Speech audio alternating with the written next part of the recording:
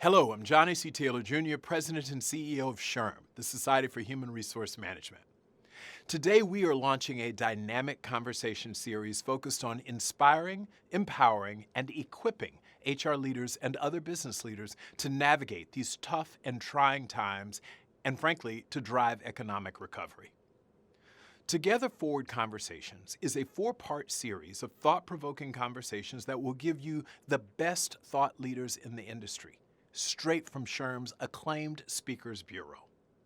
Together, we'll be talking about the critical workplace issues arising from the COVID-19 pandemic and more intense calls for a fair and just American society.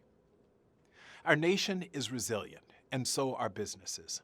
As we begin to turn the page on this global pandemic with a vaccine, we as HR leaders start to bring our workplaces back together and make our organizations better, stronger, more unified, and prepared for brighter and better days. Now, to face these new challenges, we must have the best tools and knowledge, sharing with each other so that we can get back to work shaping the workplaces of tomorrow. To kick off the series, we will be talking about HR leaders' role as workplace first responders. This role requires tireless commitment, flexibility, collaboration, support, and forward-looking conversations. I'm happy to welcome my partners in today's conversation. First, my homeboy, Richard Fowler. Richard and I both are from Broward County, Florida. He's a Fox News contributor. I'm sure you've seen him. A millennial messaging expert, and I have to give him credit. I don't know what that is, but anyone who can figure out how to be an expert at messaging to millennials, hats off. He's an American storyteller and a principal at the Richard Media Company. And then Steve Gilliland is joining us. He's a Hall of Fame speaker, best-selling author, and founder of Steve Gilliland, Inc. I'm so glad to have you both. I wish we were in the studio together, but this global pandemic had other plans for us, so it's changed how we live, play, engage, and most importantly, how we do our work. So that brings me to the first question under the topic of leading during a pandemic. Got lots of experience at it, right? 9 months into this. So the first question, you can tell me who wants to take it.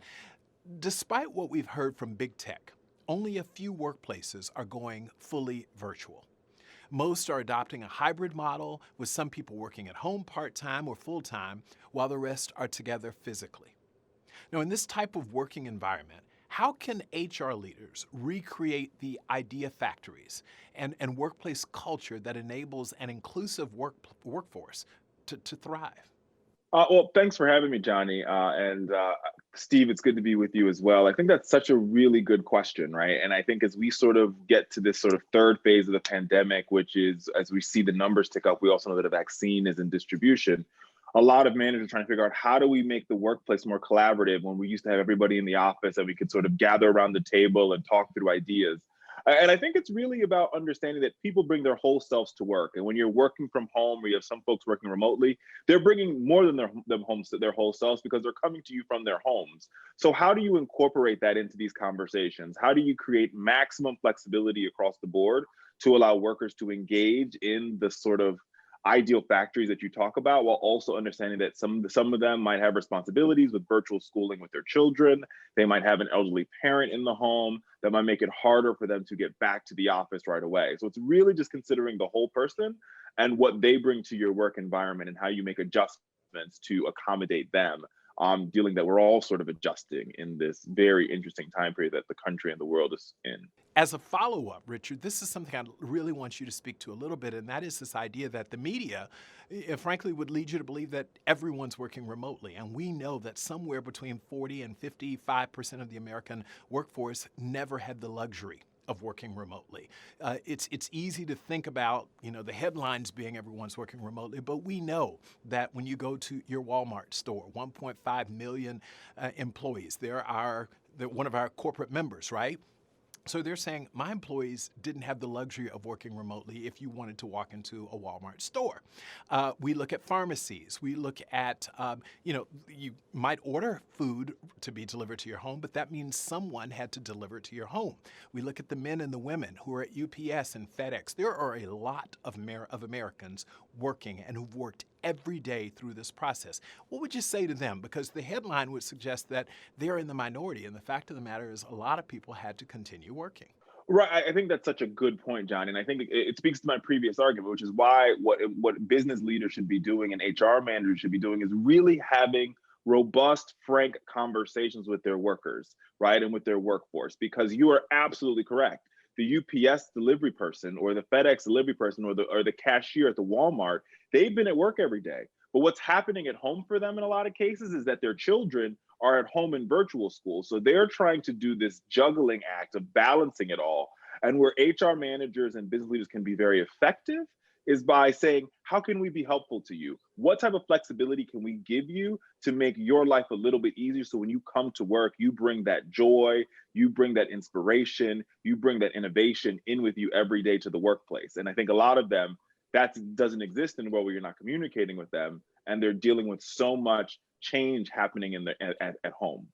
So I'm going to go back to that a little later, but I want to turn to Steve for a second. So Steve, in this hybrid model, there's a real danger of creating two separate and possibly unequal workplace cultures.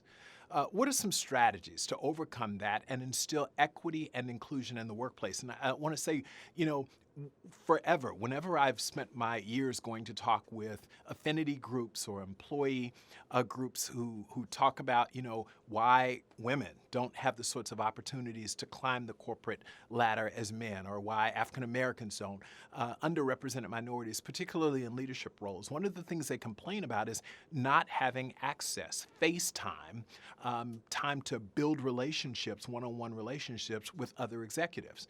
Well, if you're working remotely, it's kind of hard to do that. So there are real consequences potentially as we think about coming out of the pandemic to make sure that we have an equal recovery. Well, thanks, Johnny, for having me, first of all. And when I look at all of this, communication is a word that everybody talks about. But now it is so critical as to how we communicate and how we literally look at each faction. You mentioned the word hybrid, and I think a lot of skill sets are now going to be, how do I engage the virtual employee? How do I engage the people that are working in the office?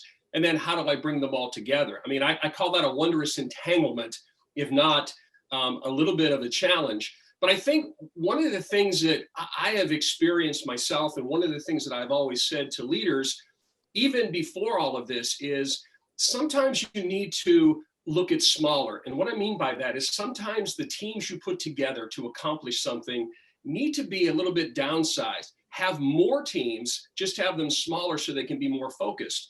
If you think of the military, think of special ops. It is a in sync group of people that come together and make sure it's a diverse group, make sure there's a whole lot of thought process, because you had mentioned about Richard, and Richard, I agree. Any advice you can give me with millennials, I am here, all open ears. But I think when you think about that, when you think of the multi-generational pieces, when you think of how we try to bring everybody together, you have to understand even the perspective that each group brings. And I think that's it. I just said yesterday in a virtual presentation, I said the glass is half full or half empty, depending if you're pouring or drinking. You've got to have a perspective. And I think sometimes when you get together, that authenticity, that, the truth, the reality check, getting them together and saying, listen, this isn't going to be easy, but here's what we're going to do. We're going to work in some smaller teams, some more dynamics, so that we can communicate easier. We can get even more feedback and more ideas, and then we can pull it together. But I think sometimes, the size is the dynamic that I think people aren't looking at by saying, and I've done this in my own small business, of saying, listen, I want these 4 people to be working on this. Here's your role, here's your responsibility, and then let's bring that back to the bigger group. So, again, I look at the military and I think, special ops is a very in sync team that accomplishes some major, major things. And they're a very diverse group. Steve, I love that. Take a big world, but make it feel small. That's a great piece of advice. Turning back to you, Richard, for our workers, and I intended to go back here, COVID-19 has brought workplace flexibility issues to the surface. Some employees, as I've mentioned, have no choice but to work at home because schools are currently virtual. Others struggle with lack of access to high-speed internet or a dedicated distraction-free workspace. We did some research and found that only 40% of organizations that SHRM surveyed say that most of their workers can work remotely and have the technology and the environment to do it. So technology and environment to do it. Especially disadvantaged are customer service workers, general staff, and service field workers. What tools should HR leaders and people managers use to create the most equitable workplaces possible amid all of these challenges?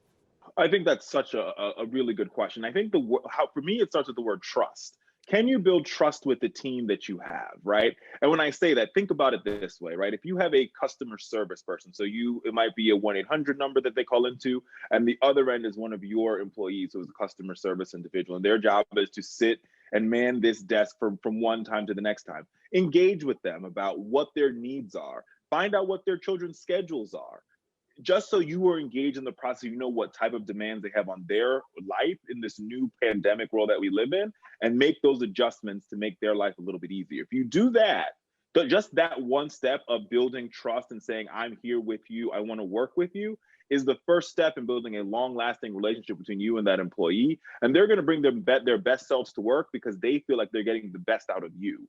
And I think when you think about intergenerational teams, especially, think about that as well. Remember that millennials, to understand millennials, the best way to think about it is to understand their story. And remember, millennials were a group of individuals that graduated college during the 2008 recession, right? So they graduated at a time where jobs were scarce, opportunities were scarce, resources were scarce. And now many millennials have just got themselves on their feet. They've just sort of got in their careers. They finally managed to finish their graduate school or their terminal degrees. They're now getting ready to buy a home. And then a pandemic comes and knocks them off their feet again. And so this is a generation of people who are saying we've been through a lot, and what we really want from our workplaces and what we really want from our managers is honest and real conversations. We want to be part of the team, and we want all of ourselves to be valued in the workplace, not just the skills that we bring to work, but how our diversity, our different ideals, our education, our personal experiences. And we want all of those things to come together in the workplace. And HR managers can be a valuable asset in making sure that becomes a reality. So, Richard, I want to jump in right there. That's really important. You talk about honesty and transparency, especially when we think about the increasingly diverse workplace. But let's turn to another critical leadership topic that has rocked our workplaces in 2020, and it's about racial justice. So, in August, SHRM launched Together Forward at Work, a new platform that aims to drive racial injustice and inequity out of America's workplaces. And as a part of this effort, we convened a Blue Ribbon Commission on Racial Equity, which is a coalition of business executives and academics that will study and make recommendations for actions and solutions that will positively change the workplace and the workplace experience for Black and other people of color. So, understanding that diversity and inclusion take time, what are some strategies that HR managers, with the help of those committed to safe and welcoming workplace culture, what can they employ today to make their workplaces just a little more equitable? Well, I think first and foremost, it's about creating measures and indicators, right? If you have a diverse and inclusive workforce, it's going to impact your bottom line. You're going to see revenue match the fact that you are engaging in diversity and inclusion. So create some real indicators that you and your team of managers and the entire company can buy into, believe in, and actually measure their progress. The second thing is really opening up and expanding the scope.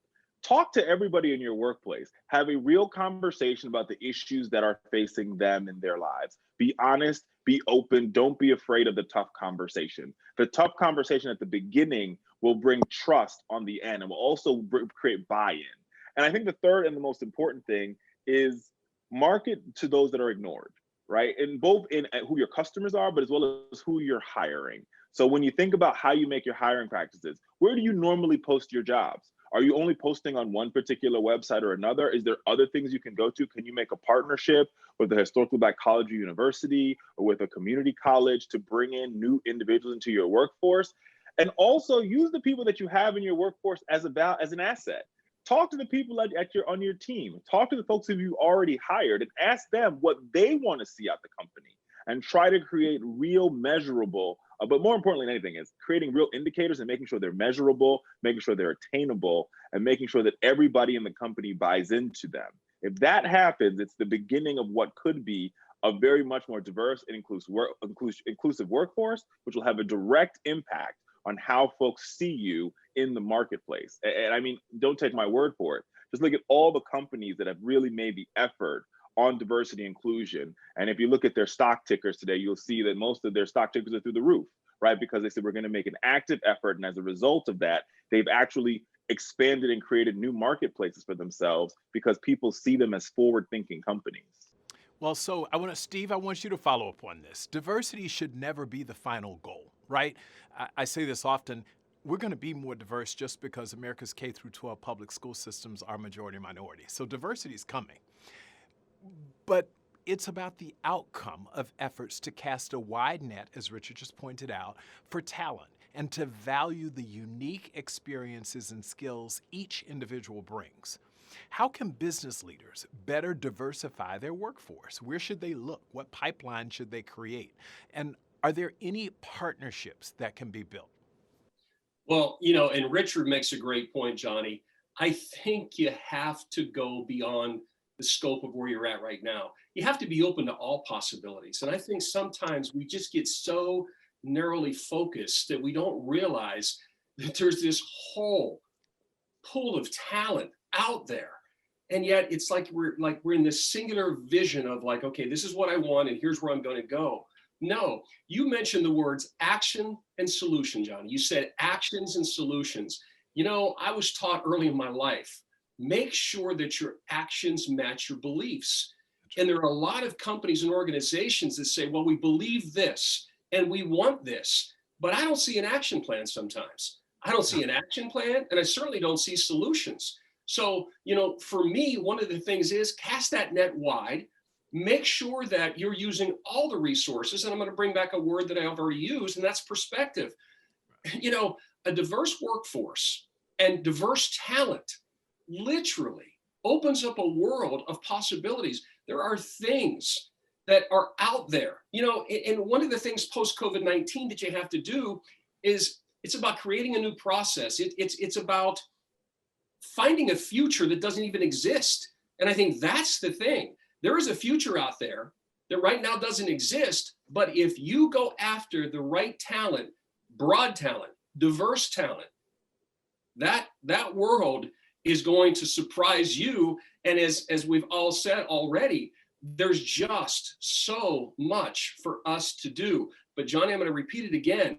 It's the action. Action. Right. You got to take the action. Yep. That's the only way you're going to get solution. You know, match those actions to your beliefs. I want to add to that. Yes. Because I think Steve brings up a really good point about action. When you talk about that action also requires allowing your workforce to bring their whole selves to the job, right? People's lived experiences a lot of times can be the difference between action and no action, right? When you're having a conversation with your workers and saying, how do we fix this? They might come up with a unique solution. They might be innovators based on their lived experience. It might not be something they learned in a college classroom. It might not be something they learned in a job training program, but it's something they learned because they lived it. And that is the experience that you want to create. So you all, let me tell you, you're nailing it, but here's a question. How do you bring other leaders with you who aren't as keen on societal change? So you two get it. I get it. But there are people who are not getting it. And by the way, it's not limited to white males only. There are black people who don't get it. There are straight people who don't get it. There are gay people who don't get it. So how do you specifically, I'd like both of you to take a shot at this, how do you bring other leaders along with you who aren't, frankly, as keen on societal change? Well, let me start by simply saying, you know, accountability is non-negotiable. Yeah. As a leader, you hold each other accountable, whether that is a peer, whether it is, you know, somebody that you're managing that possibly doesn't see it the way you see it. What you do is you not just influence them, you hold them accountable to it. You have to be vulnerable. And I think, Richard, you alluded to this too. You used the word, you know, authenticity, and there's a truth. And I think that's the thing. The realism is finding the truth and sharing that truth with them. Those are not easy conversations. When you go to somebody else and simply say, listen, you know, I care about you, I respect you. However, you know, this is exactly where we're at. And this is exactly where we need to go. You know, you need to be with us. You need to help us. But accountability, non-negotiable. Richard? I tend to agree with that. I think it's about accountability, it's about trust, it's also about authentic connection.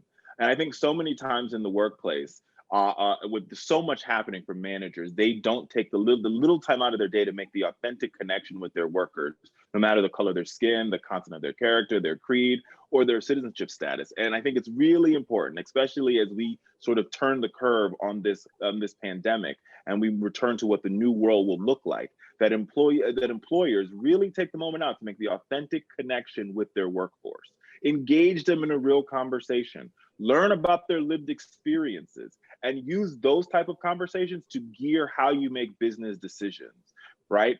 And if you can do that just once or twice, not only will you see your workforce mirror that back to you, but you're also, like always, you're going to see the impact in your bottom line.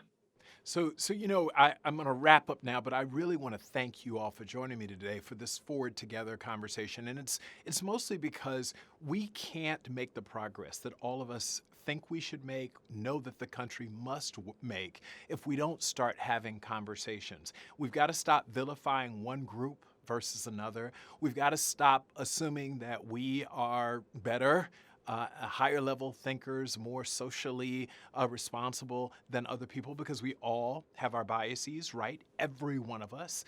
And I'm hoping that SHRM, along with leaders like you all, can begin these conversations and make them continue. I want to thank everyone out there for watching. We'll see you soon on our next Forward Together conversation.